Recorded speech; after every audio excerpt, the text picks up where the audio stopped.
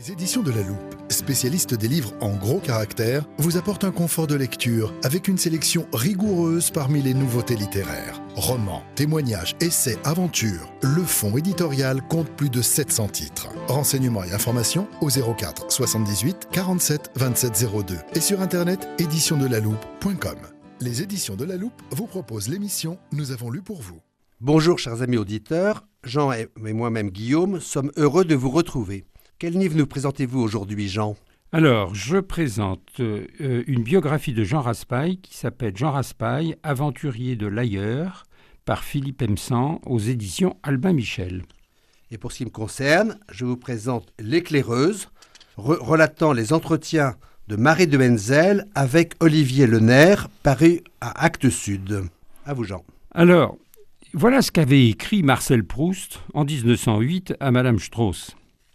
Il avait écrit « On ne fait bonne figure auprès des écrivains d'aujourd'hui qu'à condition d'avoir cherché à écrire tout autrement. » Ce conseil peut parfaitement s'appliquer à Jean Raspail, qui, parvenu à la maturité de son œuvre d'écrivain, a su créer un monde si original et qui n'appartient qu'à lui.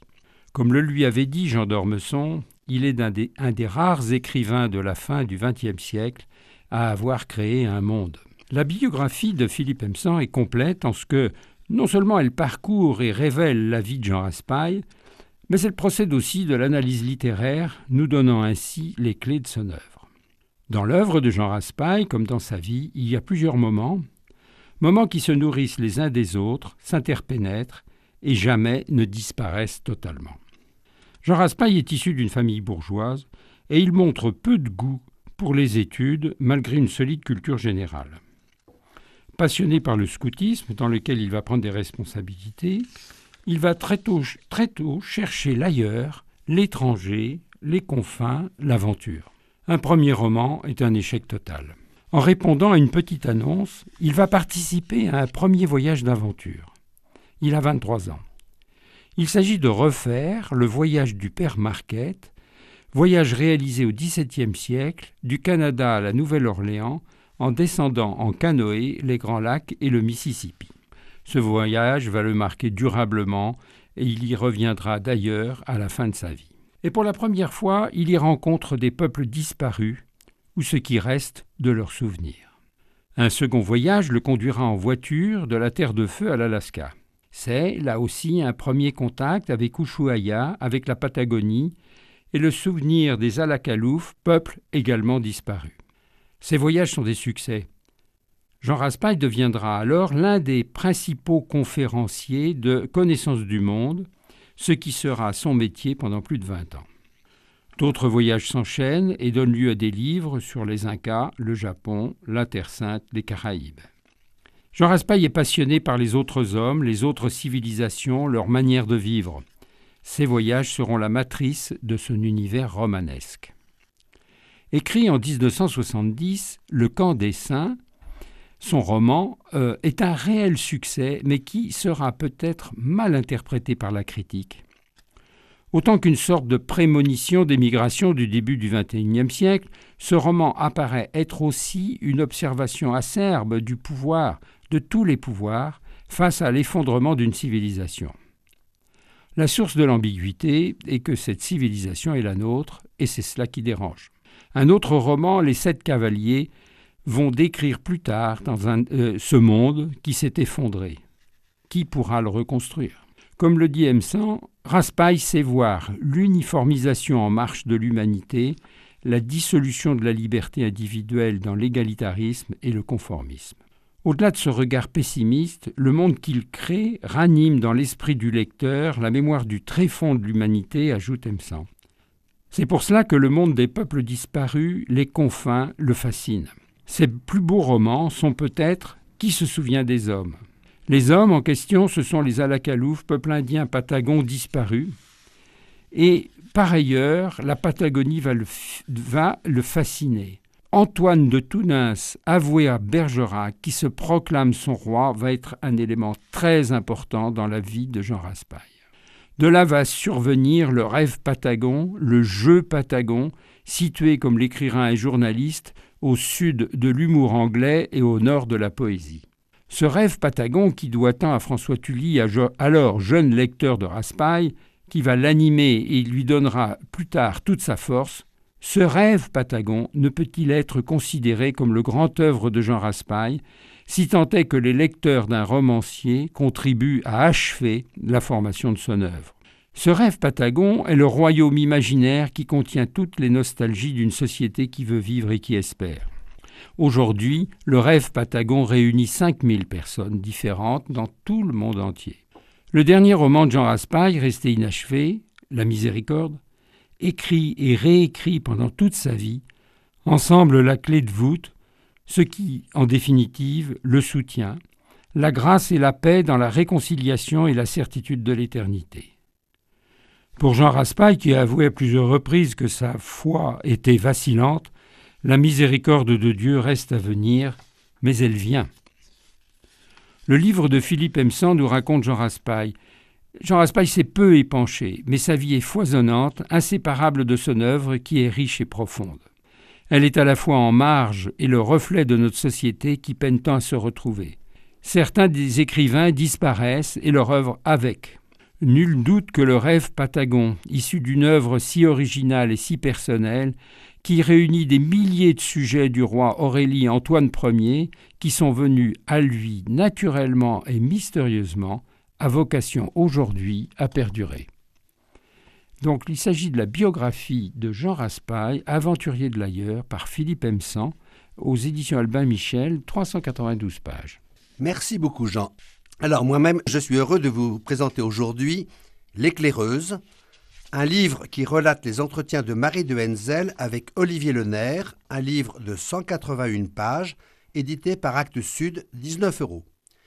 Olivier Le Nerf est un journaliste qui a accompli une grande partie de sa carrière à l'Express. Marie de Henzel est elle-même une psychologue et psychothérapeute réputée, et aussi une écrivaine qui a publié beaucoup d'ouvrages sur la vieillesse, la mort et l'accompagnement à la mort. Pour la première fois, elle se confie ici de manière très intime sur son passé, ses influences et décrit ses propositions pour répondre au vieillissement de notre société. Elle révèle que sa vie de famille a été hantée par les drames. En 1917, son père est parti au front à 18 ans rejoindre son propre père et son frère aîné, qui mourront tous les deux dans les tranchées. Sa première épouse, qui était la sœur du général de l'Armina, un proche de De Gaulle, de nature très dépressive, s'est suicidée après lui avoir donné 4 fils. Marie est elle-même l'aînée d'une fratrie de 7 enfants après le remariage de son père. Mais celui-ci se suicide à son tour à 81 ans.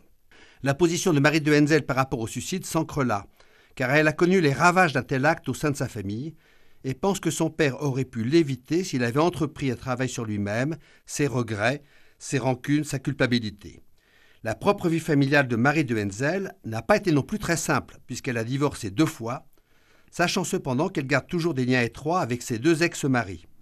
Elle confie en souriant qu'elle a beaucoup mieux réussi ses séparations que ses mariages. Elle est mère de 3 enfants et grand-mère de 8 petits-enfants.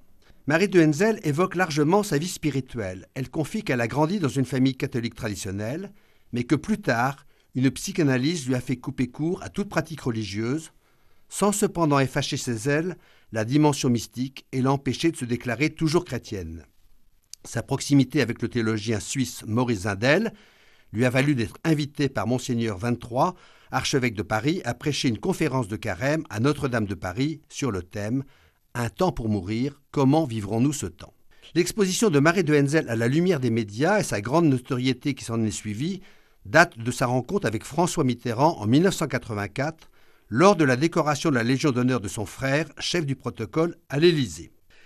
Elle a été vivement impressionnée par leur échange très intense de regards et de poignées de main. Elle lui écrit aussitôt pour lui dire qu'elle a perçu sa solitude et qu'elle se tient à sa disposition pour l'aider. Il l'invite à la revoir à l'Élysée. Lors de leur première rencontre, il lui révèle qu'après son élection en 1981, ses médecins lui avaient pronostiqué une espérance de vie comprise entre 3 mois et 3 ans. Il vivra 15 ans de plus. Il lui confie ce secret et elle lui répond « Qui peut dire le temps qu'il reste à vivre à quelqu'un ? Ce temps dépend de votre désir de vivre et des forces de l'esprit. » François Mitterrand a été très frappé par cette réponse et il réutilisera ces mots « les forces de l'esprit » lors de son dernier message télévisé aux Français. Ils se sont revus ensuite plusieurs centaines de fois. Ils avaient entre eux une grande affinité spirituelle. Comme elle, François Mitterrand avait grandi dans une famille catholique traditionnelle, pratiquante, dans laquelle on disait la prière tous les soirs. Comme elle, François Mitterrand avait eu une effusion d'esprit à Thésée.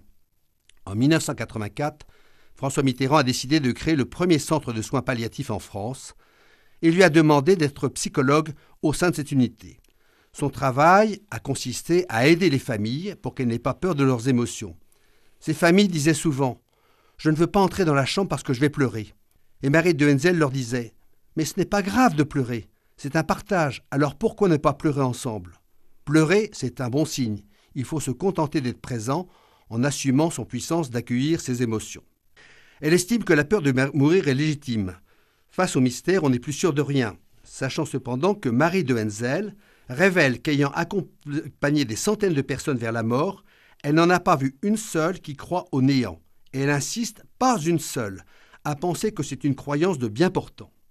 Sur tous ces sujets, les politiques parlent beaucoup, mais rien ne bouge. Nous manquons cruellement d'unités de soins palliatifs. Il faudrait au moins 100 000 postes de soignants de plus pour pouvoir améliorer la situation des EHPAD. La solution de facilité, dans tous les sens du terme, y compris économique, c'est de promouvoir légalement le suicide assisté, comme on tente de le faire actuellement. Selon Marie de Henzel, la loi actuelle Claeys-Leonetti devrait être suffisante si elle était mieux connue et appliquée. Cette loi permet à une personne n'ayant plus la force ou la volonté de vivre jusqu'au bout une maladie mortelle de demander à être endormie avant de mourir. C'est ce qu'on appelle la sédation profonde et continue, qui consiste à cesser d'alimenter le malade sur sa demande, lequel n'en souffrira aucunement. La distinction avec le suicide assisté peut sembler hypocrite, mais elle est fondamentale. Dans un cas, le soignant met délibérément fin à la vie. Dans l'autre cas, il accompagne la personne avec humanité vers la fin de vie qu'elle a choisie, avec un authentique consentement à mourir, sans violence pour soi et pour les autres. On peut ainsi éviter les dérives d'un geste rapide, vous anéantissant illico presto, sachant d'ailleurs que tous les pays qui ont choisi le suicide assisté ont largement transgressé les limites initialement imposées. C'est précisément pour cette raison que François Mitterrand avait refusé toute loi sur l'euthanasie. Marie de Henzel dresse un triple constat. Primo, quand la France était encore principalement rurale et que les femmes restaient à la maison, la solidarité vis-à-vis des anciens s'opérait naturellement. Ce modèle s'est effondré. Secondo, nos politiques se révèlent totalement impuissants. Tertio, nos propres enfants nous font une injonction, à savoir « Nos vies d'adultes sont bien plus difficiles que celles que vous avez eues, alors prenez en charge votre vieillesse. » Marie de Henzel joue ici encore pleinement son rôle d'éclaireuse en traçant une nouvelle voie. Il appartient aux personnes âgées d'aujourd'hui, ce qu'on appelle les boomers, de relever ce défi en assurant, en sus de la solidarité intergénérationnelle, une solidarité intragénérationnelle. Les boomers doivent se sauver par eux-mêmes en trouvant leurs propres solutions. Elle suggère plusieurs pistes originales que je me garde bien de dévoiler ici pour laisser le plaisir à nos auditeurs de les découvrir eux-mêmes en lisant ce livre.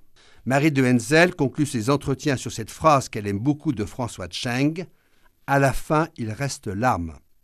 Elle la commente ainsi « Le corps est plein d'âme, et la main qui le touche doit aussi être pleine d'âme.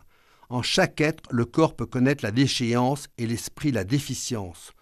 Demeure cette entité irréductible, palpitante, là depuis toujours, qui est la marque de son unité, l'âme. » C'était donc l'éclaireuse, relatant les entretiens de Marie de Henzel avec Olivier Lenaire sur les thèmes du bien vieillir et du bien mourir, édité par Actes Sud, des thèmes d'une intense actualité au moment du débat en cours dans notre pays sur la fin de vie. À lire. Voilà, donc nous reprenons les titres des ouvrages que nous avons présentés. Pour vous, Jean. Alors, il s'agit de la biographie de Jean Raspail. Jean Raspail, aventurier de l'ailleurs et le rêve patagon. C'est une biographie de Philippe Emsan chez Albin Michel. Merci Jean, et pour moi je vous ai donc présenté L'éclaireuse, relatant les entretiens de Marie de Henzel avec Olivier Lenaire, publié chez Actes Sud, un livre dans lequel sont traités les thèmes du bien vieillir et du bien mourir, et comme je le rappelais, des thèmes d'une intense actualité au moment du débat en cours dans notre pays sur la fin de vie. Merci. Les éditions de La Loupe vous ont présenté « Nous avons lu pour vous ».